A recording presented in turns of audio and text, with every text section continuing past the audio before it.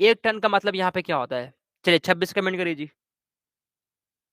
तो इसका मतलब पता है क्या था फ्रेंड्स? जब यह 1 टन द्रवीभूत जल पर 1 घंटे में ठोस पदार्थ में बदल जाए, ठीक है जी? तो इसी को हम लोग बोलते हैं, क्या बोलते हैं कि 1 10 एसी में टन के उल्लेख का मतलब ये होता है। 26 नंबर क्वेश्चन का डी हो जाएगा। क्वेश्चन थोड़ा सा बड़ा है, इसको रोक कर पढ़ लीजिएगा, ठीक है? चलिए, निशा भारती आपका कमेंट आ रहा है। अगला क्वेश्चन, इसमें से कौन सा जो है ना ऊष्मा का बहुत अच्छा चालक होता है? इसमें से कौन सा जो है वो ऊष्मा का बहुत अच्छा चालक होता है? पारा होता है, जल होता है, ईथर या फिर बेंजीन होता है? 27 का आंसर क्या होगा बताइए, ठीक है? चलिए, एमडीआरएन क्या होगा आंसर? इसमें से कौन सा द्रव जो है ना उष्मा का बहुत अच्छा चालक होता है? 27 का आंसर क्या होगा जी? कमेंट करिए तो। इसमें से कौन सा जो है ना वो उष्मा का बहुत अच्छा चालक होता है? ठीक है,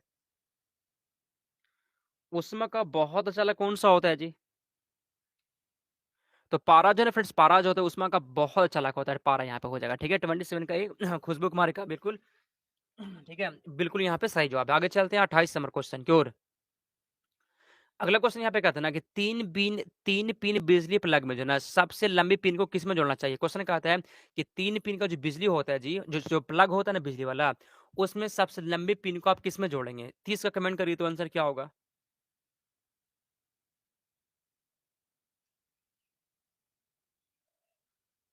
ठीक है, क्वेश्चन क्या होता है ना कि 3 पिन बिजली में प्लग में सबसे लंबे पिन को किस में जोड़ा जाना चाहिए? कमेंट करिए 30 का आंसर क्या होगा जी? तो फ्रेंड्स उसको जोड़ते हैं हम लोग आधार सिरे से। आधार सिरे यहाँ पे हो जाएगा 30 नंबर क्वेश्चन के यहाँ पे ये हो जाएगा, ठीक है जी? आधार सिरे से जोड़ा जाता है। अगला क्वेश्चन यहाँ पे दिया गया है कि विद्युत मरकरी लैंप है, विद्युत मरकरी लैंप में कौन क्या उपस्थित होता है? कम दाब पर पारा होता है, अधिक दाब पर पारा होते हैं, नियोन और पारा होता है, या फिर क्या होता है? विद्युत मरकरी लैंप में क्या रहता है? 31 का बताइए तो आंसर क्या होगा? तो विद्युत मरकरी लैंप में क्या रहता है जी? पता है क्या रहता है फ्रेंड्स? कम दाब पर पारा रहता है। क्या रहता है? कम दाब पर पारा रहता है। 31 नंबर क्वेश्चन का यहाँ पे ए हो जाएगा, ठीक है?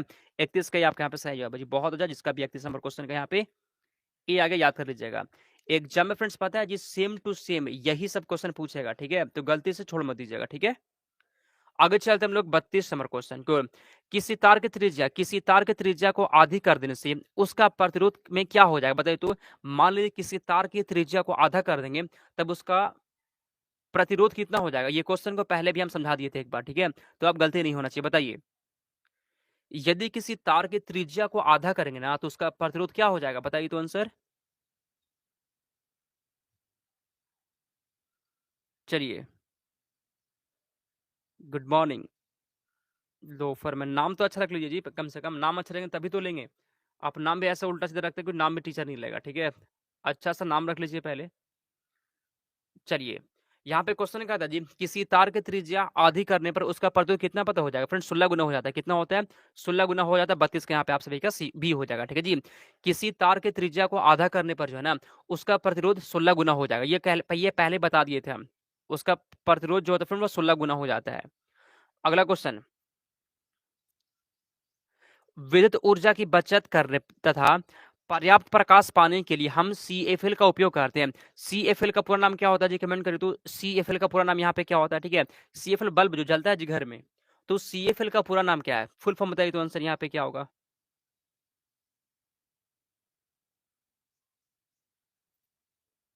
चलिए, तो क्वेश्चन यहाँ पे क्या है? CFL का पूरा नाम यहाँ पे क्या होता है जी?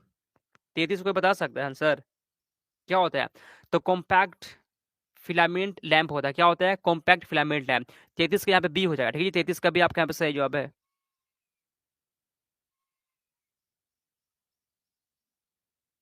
ठीक है जी, यहाँ पे फ्रेंड्स आप सभी का बी हो जाएगा। अगला क्वेश्चन यहाँ पे कहता है कि प्राथमिक सेल क्या होता है जी? प्राथमिक सेल यहाँ पे क्या होता है? प्राइमरी सेल क्या होता है? ये लेक्लांसी सेल होता है, डेनियल सेल होता है, दोनों या फिर कोई नहीं? प्राथमिक सेल इसमें से कौन सा है बताइए? इसमें से प्राथमिक सेल कौन सा है जी? देखते हैं किसका आंसर यहाँ पे आता है, बताइए तो। 34 का आंसर प्राथमिक सेल इसमें दोनों हो जाएगा, ठीक है? 34 नंबर क्वेश्चन यहाँ पे सी है जी। आगे चलते हैं लोग 35 नंबर क्वेश्चन। ट्रांसफार्मर का क्रोड होता है। ट्रांसफार्मर क्रोड बनाने के लिए निम्न पदार्थों में से कौन सा अधिक उपयुक्त होता है? क्वेश्चन यहाँ पे क्या था ना कि ट्रांसफार्मर का क्रोड बनाने के लिए इसमें किसका प्रयोग होता है जी? नरम लोहे का होता है, निकेल का होता है, स्टेनलेस स्टील का होता है, या फिर किसका होता है? तो ट्रांसफार्मर का क्रोड बनाने के लिए इसमें किसका प्रयोग होता है? बहुत ही टॉप क्वेश्चन है, ठीक है? बताइए तो आंसर यहाँ पे क्या होगा? चलिए, ट्रांसफार्मर का क्रोड बनाने के लिए फ्रेंड्स किसका प्रयोग होता है? 35 का आंसर कोई बता सकता है? सी नहीं होगा जी, गलत हो गया, ठीक है? ट्रांसफार्मर का क्रोड बनाने के लिए जो है ना फ्रेंड्स नर्म लोहे का प्रयोग होता है, नर्म लोहे का। ठीक है, ऑप्शन नंबर यहाँ पे ये हो जाएगा। तो यहाँ पे शुष्क सेल क्या होता है जी? प्राथमिक सेल होता है, प्राथमिक सेल यहाँ पे आंसर हो जाएगा। अगला क्वेश्चन, एक सामान्य शुष्क सेल में विद्युत अपघटक क्या होता है? बताइए तो। कार्बन होता है, जिंक होता है, गंधक का अम्ल होता है, या फिर अमोनिया क्लोराइड होता है? ये क्वेश्चन ही बता दिए पहले, बताइए। एक सामान्य शुष्क सेल में विद्युत अपघटक क्या होता है जी? तो अमोनिया क्लोराइड होता है। क्या होता है? अमोनिया क्लोराइड होता है। 37 का यहाँ पे डी हो जाएगा। ठीक है, 37 का डी आपका सही जवाब है। अगला क्वेश्चन यहाँ पे कहता है कि प्राथमिक सेल इसमें से कौन सा? प्राथमिक सेल कौन सा होता है? अच्छा, वही क्वेश्चन इसमें दोनों हो जाएगा। वही क्वेश्चन यहाँ पे आ गया, 2 बार लगता क्वेश्चन आ गया। अच्छा, कोई बात नहीं है, यहाँ से आगे चलेंगे। ठीक है, हाँ ये वाला क्वेश्चन। चलिए अर्थ का कमेंट कर दीजिए। लोहे के ऊपर जो है ना, लोहे के ऊपर जो है जिंक की परत चढ़ाने को क्या कहते हैं? अर्थ इसका कोई बता सकता है? बताइए तो लोहे के ऊपर जिंक की परत चढ़ाने को फ्रेंड्स गैल्वेनाइजेशन कहते हैं। क्या कहते हैं? गैल्वेनाइजेशन कहते हैं। अर्थ इसका सी हो जाएगा। ठीक है, ये सबसे आसान क्वेश्चन था, तो सभी का सही होना चाहिए। ठीक है, चलिए अगला क्वेश्चन यहाँ पे कहता है कि फ्यूज का नियम, फ्यूज का नियम जो है ना, फ्यूज का नियम किससे संबंधित है? 39 का आंसर यहाँ पे क्या होगा जी? बताइए तो। फ्यूज का नियम जो है ना किससे संबंधित है? 39 का बताइए आंसर क्या होगा यहाँ पे।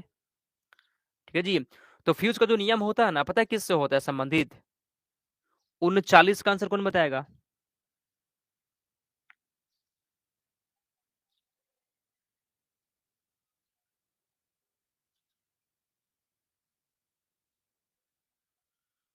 फ्यूज का नियम नहीं, फ्यूज का नियम इसमें गलत, सॉरी यहाँ पे टाइपिंग मिस्टेक है जी। फ्यूज नहीं, यहाँ पे फ्रेंड्स लिखा गया था फैराडे का नियम, सॉरी, फैराडे का नियम। तो फैराडे का नियम जो है ना किससे संबंधित है? 39 नंबर क्वेश्चन ये बोल रहा है। ठीक है जी, कि फैराडे का जो नियम होता है वह किससे संबंधित है? बताइए तो आंसर यहाँ पे। फ्यूज वहां पे नहीं होता, फैराडे वहां पे होता है। ठीक है, चलिए अब बताइए आंसर यहाँ पे क्या होगा। तो फैराडे का जो नियम होता है फ्रेंड्स वह संबंधित होता है आपका विद्युत अपघटन से होता है। किससे होता है? विद्युत अपघटन से होता है। ऑप्शन नंबर यहाँ पे ही हो जाएगा। ठीक है, आगे चलते हैं अगले क्वेश्चन की ओर। अनंत वैद्युत प्रतिरोध वाले पदार्थ क्या कहलाते हैं? ठीक है, वैसा पदार्थ जिसका प्रतिरोध कितना होता है जी? अनंत होता है। वैसा पदार्थ, वैसा पदार्थ, वैसा पदार्थ जिसका प्रतिरोध कितना होता है? अनंत होता है, उसे क्या कहते हैं? बताइए 40 का आंसर क्या होगा? 40 का आंसर यहाँ पे क्या है जी? वैसा पदार्थ जिसका प्रतिरोध अनंत होता है उसे क्या कहते हैं? कमेंट करिए 40 का आंसर यहाँ पे क्या होगा? उसे क्या कहते हैं जी? डिफरेंस, उसे हम लोग कहते हैं विद्युत रोधी कहते हैं। क्या कहते हैं? विद्युत रोधी कहते हैं फ्रेंड। 40 नंबर क्वेश्चन यहाँ पे डी हो गया। ठीक है, 40 का डी आपका सही जवाब है।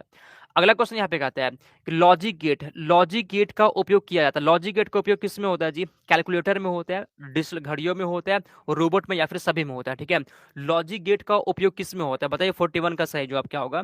डी का क्लास होता है अन बाबू, शाम में 7:30 बजे आ जाइएगा। ठीक है, चलिए लॉजिक गेट का उपयोग किस में होता है जी? लॉजिक गेट का फ्रेंड्स उपयोग ये सभी में होता है। किस में होता है?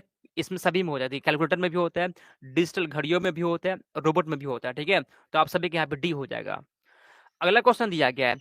अगला क्वेश्चन यहाँ पे कहता है ना कि एन तथा पी प्रकार के दो अर्धचालक जब संपर्क में लाए जाते हैं तो पी एन संधि बनाते हैं, या किस रूप में कार्य करता है? बताइए जी, चालक के रूप में, डिस्क के रूप में, या फिर एम्पलीफायर के रूप में? किस रूप में? कमेंट करिए तो फ्रेंड्स, या किस रूप में काम करता है? चलिए ठीक है, तो यहाँ पे फ्रेंड्स 42 का आंसर यहाँ पे क्या है जी?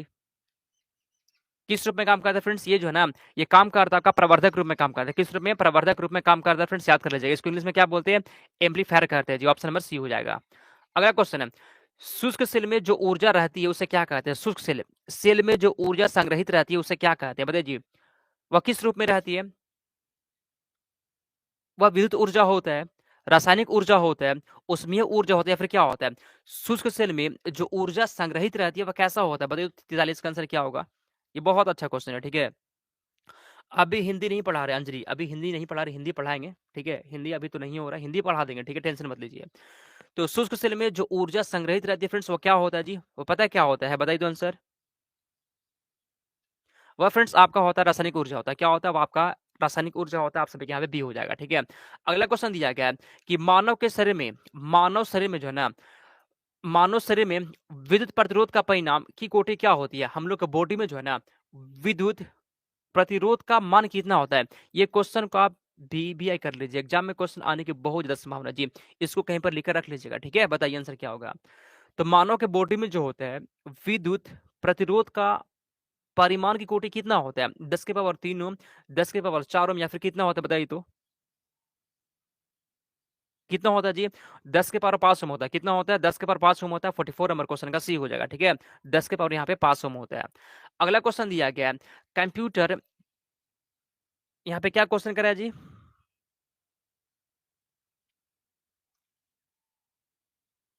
ठीक है, ये वाला कुछ इसमें टाइपिंग बस इसको छोड़े। ठीक है फ्रेंड्स, ये पे कहीं भी दिक्कत है। अगला क्वेश्चन चलते हैं।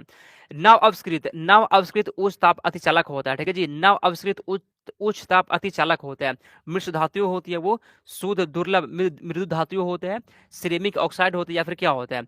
नव आविष्कृत उच्च ताप अति चालक इसमें कौन सा है बताइए? 46 का आंसर यहाँ पे क्या होगा? कमेंट करिए तो। 46 का आंसर यहाँ पे क्या है जी? तो वो क्या होता है फ्रेंड्स? वो आपका होता है सिरेमिक ऑक्साइड होता है। क्या होता है? सिरेमिक ऑक्साइड होता है। 46 का सी हो जाएगा। आगे चलते हैं अगले क्वेश्चन की। फ्लेमिंग के दाएं हाथ के नियम, ठीक है, फ्लेमिंग के दाएं हाथ के नियम का उपयोग किसकी दिशा ज्ञात करने के लिए होता है? फ्लेमिंग के दाएं हाथ का नियम आप लोग पढ़े भी होंगे कि फ्लेमिंग का फ्रेंड्स एक नियम है जिसको क्या बोलते हैं हम लोग? दाएं हाथ का नियम कहते हैं। तो उसका उपयोग जो होता है वह किसका दिशा ज्ञात करने के लिए होता है? 47 का सही जवाब क्या बताइए तो? 47 का सही जवाब क्या है जी? चलिए, तो फ्लेमिंग के दाएं हाथ का जो नियम है ना, उसका उपयोग किसकी दिशा ज्ञात करने के लिए करते हैं हम लोग? 47 का सही जवाब क्या होगा बताइए तो? 47 का सही जवाब यहाँ क्या है जी? तो यहाँ पे आपका हो जाएगा ऑप्शन नंबर सी। इसको क्या बोलते हैं? प्रेरित धारा कहते हैं। ठीक है, आप सभी के यहाँ पे सी हो जाएगा। अगला, निम्नलिखित में से संधि डायोड प्रकार होता है। निम्नलिखित में जो है ना जंक्शन डायोड किसका प्रकार होता है जी? जेनर डायोड का, प्रकाश उत्सर्जक डायोड का, फोटो डायोड का, या फिर सभी का? 48 का बताए तो आंसर, 48 का बताए आंसर यहाँ पे क्या होगा? ठीक है जी, तो संधि डायोड किसका प्रकार होता है? संधि डायोड किसका प्रकार होता है जी? ये सभी का होता है। किसका होता है? ये सभी का होता है। आप सभी के यहाँ पे डी हो जाएगा। 49 नंबर क्वेश्चन कहता है कि ओम का नियम, ठीक है फ्रेंड्स, ओम का नियम क्या परिभाषित करता है? ओम का नियम जो है ना क्या परिभाषित करता है? प्रतिरोध को, धारा को, वोल्टता को, या फिर दोनों को? तो ओम का नियम क्या परिभाषित करता है? 49 का सही जवाब क्या होगा बताइए तो? 49 का आंसर यहाँ पे क्या है जी? ओम का नियम क्या परिभाषित करता है बताइए? 49 का आंसर यहाँ पे क्या होगा? ओम का नियम क्या परिभाषित करता है जी? दोनों को परिभाषित करता है। ठीक है, धारा को भी और धारा को भी और धारा को भी और किसको? वोल्टता को भी। फ्रेंड्स, ओम का नियम जो है ना ये धारा और वोल्टता दोनों को परिभाषित करता है। 49 नंबर क्वेश्चन का डी हो जाएगा। ठीक है, बहुत है जिसका भी यहाँ पे डी आ गया है। अगला क्वेश्चन यहाँ पे क्या था ना, चलिए अगला क्वेश्चन यहाँ पे क्या था जी? निम्नलिखित में से किस धातु किस विद्युत धारा की प्रवाहित दिशा और मान नियत रहता है? क्वेश्चन यहाँ पे क्या था कि इसमें से किस विद्युत धारा की प्रवाह दिशा और मान नियत रहता है? कमेंट करिए जी। क्वेश्चन क्या बोलते ध्यान से पढ़ेगा। इसमें से किस विद्युत धारा का प्रवाह दिशा और मान एक समान रहता है। दिशा और मान समान रहता है। इसमें किसका होता है जी बताइए तो? इसमें किसका दिशा और मान समान रहता है? कमेंट करिए तो। किसका होता है जी? देखते हैं 50 का आंसर कौन दे पाता है। ठीक है, चलिए चलिए, तो 50 नंबर क्वेश्चन यहाँ बी है जी। दिश धारा यहाँ पे होता है। 50 नंबर क्वेश्चन का यहाँ पे बी